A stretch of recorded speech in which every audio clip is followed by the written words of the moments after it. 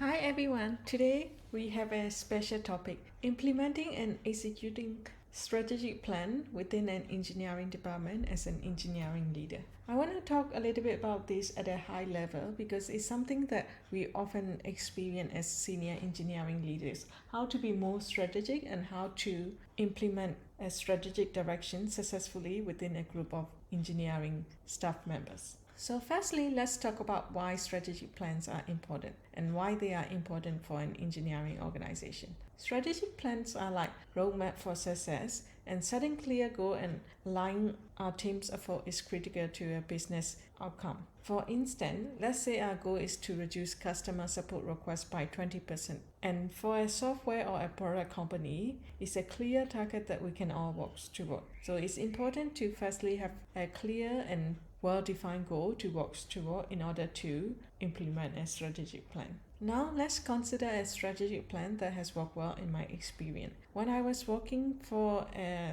software as a service company, we wanted to improve our software performance. Therefore, our plan was to identify and fix the slowest parts of the user journey and slower parts of the functionality that most users are using. Once we have identified that, we assign a team, set milestones, and track progress. And within 6 months, our software was significantly faster, and we knew this because we knew what were the areas that we wanted to focus on, and we got the baseline before we started work. And we were also able to measure customer satisfaction, and we were able to celebrate wins because we knew where we were and we knew what were needed in order to get to where we want to be. Creating a strategic plan involves identifying long-term objectives and breaking them into smaller, manageable steps. For example, if you are thinking about 0 to 1 and expanding to a new market, you need to first research the market, then build a product, and then create a marketing plan and get adoption.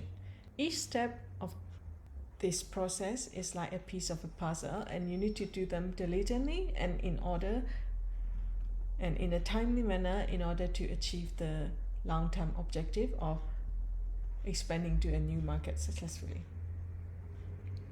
Another thing that I want to talk about, which is very important in implementing strategic plan, is effective communication. Effective communication is crucial to ensure everyone in the department, whether they are engineers or software developers or DevOps or product manager or designer, are on the same page with this plan. Regular meetings or asynchronous meeting might be necessary to update the team on the progress and challenges using simple language to help understand and to help everyone understand the plan. And this is especially important for big projects where you have multiple stakeholders across various departments and various functions, and avoiding any jargons or technical language is really going to help in helping them understand the plan and the progress of the plan. Moving on to the execution, making sure plans are carried out involves ownership. Each part of the plan should have a clear owner responsible for ensuring how and when things should get done.